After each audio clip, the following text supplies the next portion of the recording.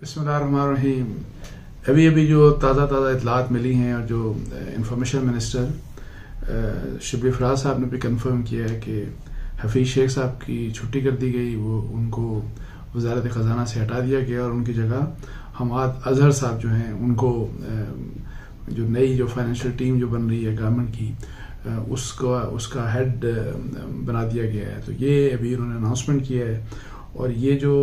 بہت بڑی چینج ہے پاکستان کی، ظاہر ہے فائنینس گورنمنٹ کے لحاظ سے فائنینس سائٹ کے اوپر. اور ابھی 2 دن پہلے ہی ندیم بابر جو ایڈوائزر تھے پرائم منسٹر کے انرجی، ان سے استعفیٰ لے لیا گیا تھا. تو ایک بات جو بڑی عجیب سی ہے کہ 2.5 سال ہو گئے گورنمنٹ کے اور ابھی تک یہ اپنی کوئی فائنینشیل ٹیم نہیں بنا سکے. پہلے اسد عمر صاحب کو لے کے آئے، ان کی ٹیم، اسد عمر صاحب سے پرائم منسٹر صاحب ڈسسیٹسفائی ہوئے، ان کو چینج کر دیا، ان کو فارغ کیا. اس کے بعد حفیظ شیخ صاحب کو باہر سے لے کے آئے. حفیظ شیخ صاحب اب یہ کہا جا رہا ہے کہ چونکہ مہنگائی بہت ہو گئی، وہ قابو میں نہیں آ رہی، اور پھر اور اس کے علاوہ جو اور بہت سے مسائل ہیں IMF کے ساتھ، ظاہر ہے جس قسم کی بات چیت ہوئی، جو کنڈیشنز ان کے ساتھ طے ہو رہی ہیں وہ بڑی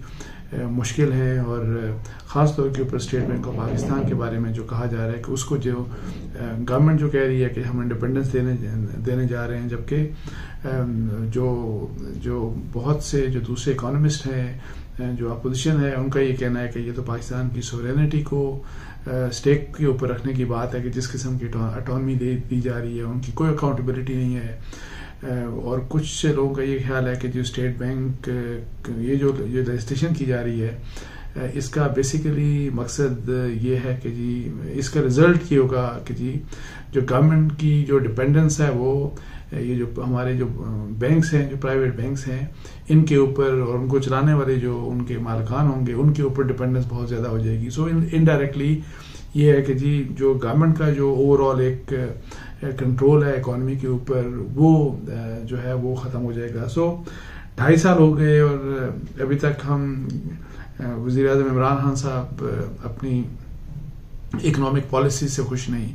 اور مجھے نہیں پتا کہ اب حماد اظہر صاحب، اگر آپ کو یاد ہو تو یہ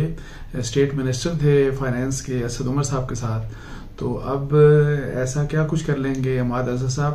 میں اس لیے کہہ رہا ہوں، ایسا نہیں کہ ان کی شاید ہو سکتا ہے کیپیبلٹیز، بڑے کیپیبل آدمی ہوں، لیکن مسئلہ یہ ہے کہ پاکستان کے جو فائنینشیل سائڈ کے اوپر اکنامک چیلنجز اتنے سیریس ہیں کہ یہ اتنی آسانی سے اور ایک ایسے شخص کے لحاظ سے جو حماد اظہر صاحب جیسا ہو، جس کا کوئی اتنا فائنینس سائڈ کے اوپر بہت زیادہ تجربہ نہ ہو، کہ وہ کیسے ان چیلنجز کو میٹ کر سکتے ہیں. تو یہ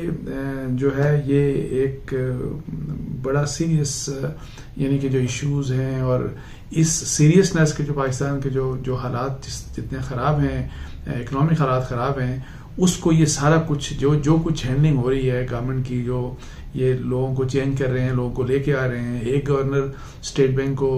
اٹھا کے ان سے ریزگنیشن کہہ کے لے لیا، پھر دوسرے لے کے آگے باہر سے IMF سے رضا باقر صاحب. اب دیکھنا یہ ہے کہ جب اتنے لوگ فارغ ہو رہے ہیں، جب ندیم بابر بھی چلے گئے، جب حفیظ شیخ صاحب کو بھی فارغ کر دیا گیا، تو کیا رضا باقر صاحب قائم رہتے ہیں یا اس نئی فائنینشیل ٹیم کا وہ حصہ رہیں گے؟ تو یہ ایسی چیزیں ہیں کہ جو میرا خیال ہے کہ پاکستان میں آلریڈی، چونکہ آپ کو پتا ہے کہ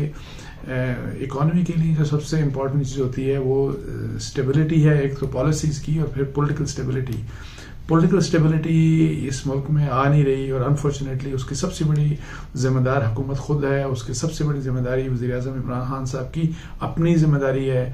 وہ اسٹیبلٹی وہ آنے نہیں دے رہے. اور اس کے علاوہ یہ جو دوسری اسی کے ریزن کی وجہ سے اکنامک اسٹیبلٹی نہیں آ رہی اس ملک کے اندر، اور پھر لوگوں کا جو ہے کہ جی یہ نہیں پتا ہوگا کہ آگے کیا پالیسیز ہوں گی. جو انویسٹر ہیں، جو بزنس کمیونٹی ہے، جو کاروباری جو حضرات ہیں، کبھی آپ ایگزمپشنز دیتے ہیں ابھی، اور پھر کبھی آرڈیننس دے کے ان سب ایگزمپشنز کو آپ وڈرا کر لیتے ہیں چونکہ آپ کو پریشر آ جاتا ہے IMF کا. تو کیا حماد اظہر صاحب جس قسم کے چنگل میں ہم پھنس چکے ہیں، اور خاص طور پہ IMF کی پالیسیز کی وجہ سے تو حماد اظہر صاحب کیا ان کے پاس کس قسم کی اسٹریٹجی ہوگی کہ وہ ہمیں اس مشکل سے نکال سکتے ہیں؟ جبکہ میری ذاتی رائے میں اس کا صرف ایک حل یہ ہے کہ جی جو اکنامک پالیسیز ہیں اس کے اوپر ایک کنسنسس ایوالو کیا جائے حکومت اور اپوزیشن کے درمیان، تاکہ پالیسیز جو ہیں ان میں ایک ہمیں کنسسٹنسی نظر آئے. ایسا نہ ہو کہ یہاں تو آپ اپوزیشن کو چھوڑ دیں، گورنمنٹ کی اپنی تیسری ٹیم اب آ گئی، اکنامک ان کی ٹیم آ گئی. ایک اسد عمر صاحب کی اپنی ایک پالیسی تھی، وہ IMF سے کے ساتھ بات کرنے میں شاعر ہے کافی عرصہ، اور اس کی وجہ سے بڑا نقصان ہوا. پھر حفیظ شیخ صاحب وہ ان کی جو انٹریکشن ہوئی وہ بہت زیادہ پرو بلکہ سمجھے جانے لگے کہ وہ IMF کی پالیسیز کو، بلکہ ان کے اوپر الزام یہ لگتا رہا، جو کہ میرا خیال ہے کہ زیادتی کی بات ہے. لیکن نہیں ہو یہ کہ یہ تو ہیں ہی ورلڈ بینک اور IMF کا ایجنڈا لے کے آئے ہیں، اسی ایجنڈے کو کمپلیٹ کرنے کے لیے پاکستان میں آئے ہیں، اور جس کا مقصد یہ ہے ان کے اوپر بھی الزام لگایا جاتا ہے، رضا باقر صاحب کے اوپر بھی الزام لگایا جاتا ہے کہ بیسیکلی وہ تو پاکستان کی اکنامک پالیسیز کو، پاکستان کی اکانومی کو تباہ و برباد کرنے آئے ہیں. اور اس قسم کی مطلب ہے الزامات لگتے رہتے ہیں، جو کہ میں ویسے primarily I may differ with the policies of جو حفیظ شیخ صاحب کی تھیں یا رضا باقر صاحب سے، لیکن وداؤٹ کنکریٹ ایویڈنس اس قسم کے الزامات نہیں لگائے جانے چاہیے. لیکن یہ بات عام ہے، یہ سیاستدان بھی ہمارے بات کرتے ہیں، یہ بہت سے ہمارے جو اکانومسٹ ہیں وہ بھی اس قسم کی باتیں کرتے ہیں. تو اس لیے بڑا مشکل میرا خیال ہے کہ یہ حالات ہو گئے ہیں. اور اس مشکل حالات میں پاکستان کا جو کاروباری طبقہ ہے، پاکستان آپ اسٹاک ایکسچینج کو دیکھیے گا، سب کا آپ دیکھیے گا کہ ان کے اوپر ایک اس کا نیگیٹو اثر ہوگا. اور ظاہر ہے اب یہ نہیں پتا کہ یہ تیسری ٹیم جو ہے یہ کامیاب ہوگی نہیں ہوگی، کیسے چلے گی. تو ان حالات میں سب سے بہتر وہی ہوگی بات کہ جو کہ مجھے نہیں لگتا کہ اب وہ بھی ممکن رہا کہ عمران خان صاحب اپوزیشن کے ساتھ بیٹھ کے تو جو 3 4 5 بڑے بڑے ایشوز ہیں ان کے اوپر ایک کنسنسس ایوالو کریں، اور چارٹر آف جس طرح ہے کہ اکانومی کے اوپر ایک چارٹر ہے وہ سائن کر دیں. اسی طریقے گورننس کے اوپر، انسٹیٹیوشن بلڈنگ کے اوپر ہونا چاہیے تھا، لیکن انفارچونیٹلی اس کا ٹائم گزر گیا. اب یہ ہے کہ جی مہنگائی چونکہ بہت زیادہ ہو رہی ہے، اور جس زمانے میں بلکہ مجھے تو میں آپ کو یہ بتاؤں کہ ان حالات سب کو دیکھ کے تو اسحاق ڈار صاحب میرے خیال ہے کہ بہت یاد آ رہے ہوں گے ان تمام لوگوں کو جنہوں نے ان کے اوپر الزامات لگائے اور جنہوں نے کہا کہ جی اس اکانومی کو انہوں نے ڈبویا. الزامات کس سے لگا رہے ہیں بیکاز ان کے زمانے میں مہنگائی آپ کو پتا ہے 4-5% اس قسم کا انفلیشن کا ریٹ تھا. آج تو بہت اوپر چلا گیا. اسی لحاظ سے آپ روپی ورسز ڈالر اس کی آپ دیکھیں گے اس وقت ڈالر کی کیا پاکستانی روپی اور ڈالر کے درمیان جو ریٹ ہے وہ ایکسچینج ریٹ کیا تھا. آج دیکھیں کہاں پہ ہم پہنچ چکے ہیں. آدھو پچھلے کوئی 6-7-8 مہینوں میں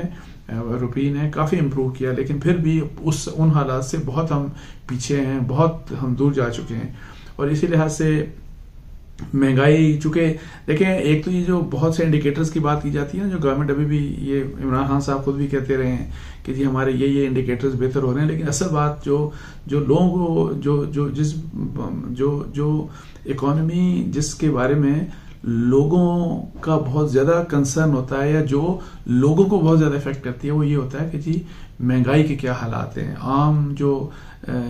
کموڈیٹیز ہیں ان کے پرائسز کیا ہیں. اسی لحاظ سے بجلی کی قیمت کیسی جا رہی ہے، گیس کی قیمت کہاں پہ ہے، پیٹرول کی قیمت کہاں پہ ہے. اور یہ سب چیزیں آپ دیکھیں تو جس زمانے میں بقول عمران خان صاحب کے جب وہ چور ڈاکو ہوتے تھے تو اس زمانے میں یہ سب چیزیں بہت کم تھی. بجلی کا ریٹ بھی کم تھا، گیس کا ریٹ بھی کم تھا، پیٹرول بھی سستا تھا،